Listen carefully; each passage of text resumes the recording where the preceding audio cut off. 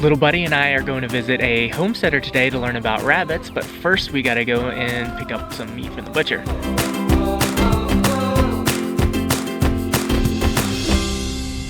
Oh no. It looks like there's some road repaving going on. Don't think we're gonna make our appointment. We're just leaving the butcher shop. Nobody was there. I had to call and cancel our appointment meeting our customer. It's kind of embarrassing, our first time selling meat, you know, doing customer service and all that, and we have to cancel. One of our viewers live in the same general area as us, and they reached out to me and said that they are raising rabbits at their place and would be happy to talk to Little Buddy about raising rabbits. So we're heading over there now to check that out. See the alpacas, Little Buddy? Yes. We may have gotten a little off course here. The GPS doesn't work quite too well in these parts. So he's coming down on his quad looking for us. Oh, here he is.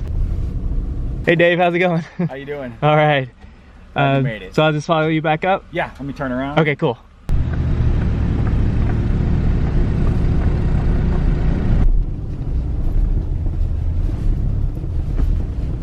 Hi, Little Buddy. Hi. David, thanks for having me out here. You're welcome. Thanks for coming. Little Buddy and I are excited to come out here and see your rabbits. So you're homesteading up here. How long have you been doing that? 2.5 years now. Cool. And you got rabbits and what else? And chickens. Awesome. Mostly layers. Okay, so you're raising your own eggs and you got the rabbits for meat, I presume? Meat and fur. Okay. So what are you doing when you say fur? Well, we will save the hides and then tan them just for more than anything personal use. Okay. Crafts, making hats, gloves, whatever we feel like, blankets eventually. So have you looked into a market for that? Or? No, not yet. Okay. Since we're just getting started with the rabbits, you know, everything's pretty much for personal consumption right now. So very cool. So you want to go take a look at them? Sure. So how did you get into rabbits? We wanted a homestead animal, something we could use for meat and fur, and we just thought it was a good choice, something cheap and easy to raise. So right. So how long have you been doing it? We got this pair in, I believe it was the beginning of June, and we bought them from somebody local. What is the breed here? These are silver fox rabbits. It's a heritage breed. I guess they were super popular in the early 1900s. They're kind of a rare breed now. Good for meat and fur and pets too. They're a larger breed of rabbits. Very good at converting food into meat and easy to take care of. And you have a buck and a doe right here? Yes. Yep. That's all we have for now. We're going to expand it probably next summer and get a few more. But for now, this, I guess a pair will, you know, you could easily get 3 litters a year out of. And litters, I think on these guys average anywhere from maybe 5 to 10, I think, something like that. Pretty good at making babies. Gotcha. So you had 1 litter?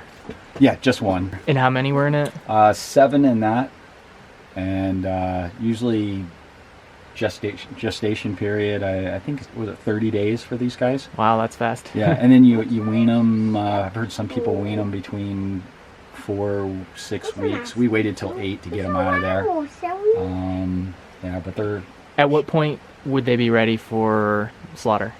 I've heard some people do them as early as like 6 weeks, I think. Okay. But I think typically people do them like 8, 10, 12 weeks, somewhere around there, depending on how big you want them. We chose to do ours right around 10 weeks. What was your harvest as far as your pounds of meat? Did you track any of that? We did not. Okay. Yeah, we didn't for our first time. I probably should have, just to see.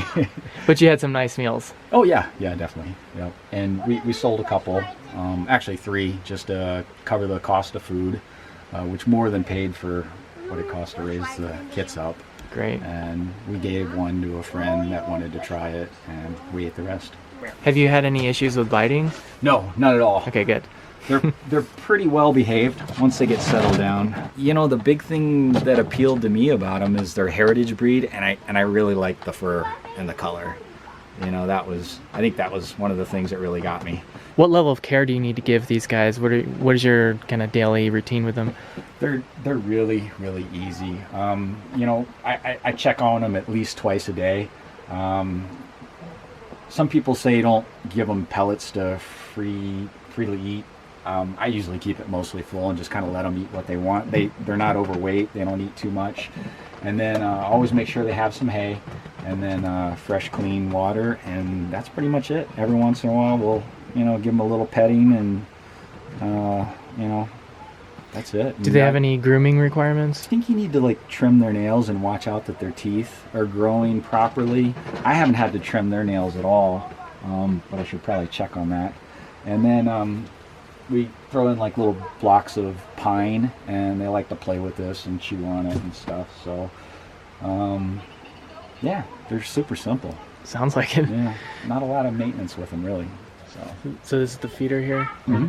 Just the standard rabbit alfalfa pellet feed, and they really like alfalfa hay. That's their favorite. And when we had more grass growing, we'd just go out and get handfuls of fresh grass, and they really love that. Bring it down a little bit. See, oh, there she goes.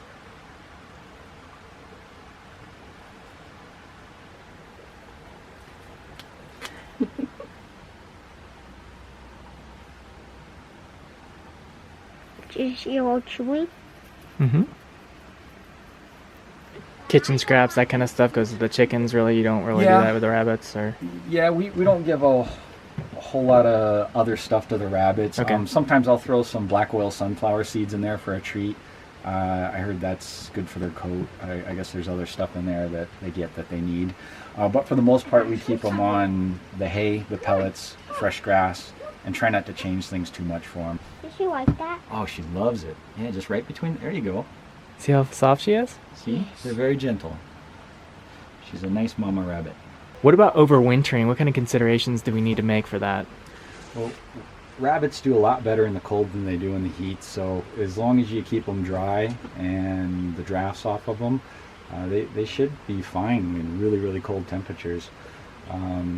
This pair, I'll probably build a little wooden structure to put in there to, so they have some place to get in to warm up if it gets really cold, to hold some heat in. And like on this enclosure here, I just wrapped it in black plastic with all the bad weather we had a few weeks ago, just to kind of keep the damp air off of them and cut down on the draft, and they did fine. And well, I give them a little extra hay too. They like to kind of make a nest out of it and bed in it, and give them something to push around and occupy them a little bit too. So, but that's it. Cool. Yeah, and well, check on their water constantly. Right, It because will I imagine freeze. that freezes. It'll freeze fast in these bottles too, and we obviously don't have power out here to run heated water for them, so we'll have to keep up on it, several times a day. Here's something else with the cages. I put a little piece of plywood in there just to give them something to stand on if they don't want to stand on the wire, because I always don't have this much hay in here. It just keeps them from getting sore hocks. Healthier for them. So David, you guys are off grid as well? Yes. That's awesome. Can we see what your system looks like? Absolutely. It's nothing fancy, but it works. All right, well, that's my battery bank. It's just three, I believe they're 110 amp hour, 12 volt deep cycle batteries. And just in front of those is, I think it's an 800 watt inverter. And up on the wall there, you'll see the lights on there. That's the charge controller that the PV panels go into, and they maintain the batteries. On the inverter there, that green cord that runs up into the panel, that's what puts the 120 volts into the cabin, and we run everything off of that. Got this big black wire here that comes from the generator, and we actually feed that into the panel and use a manual bypass to switch between inverter power and generator power.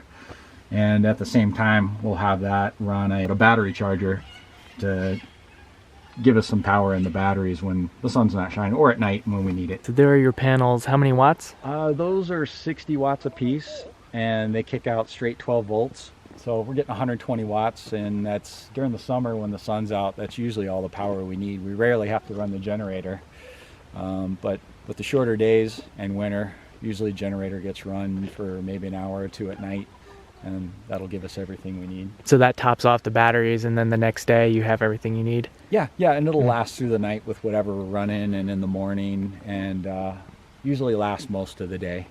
So, and that's if it's heavy cloud cover. David, man, thanks so much for the Yep. tour and the information about the rabbits. No problem. We are on this quest to learn everything we can about rabbits, and just seeing your operation here and seeing that it looks really manageable. Looks like it's something low maintenance that we could implement pretty easy.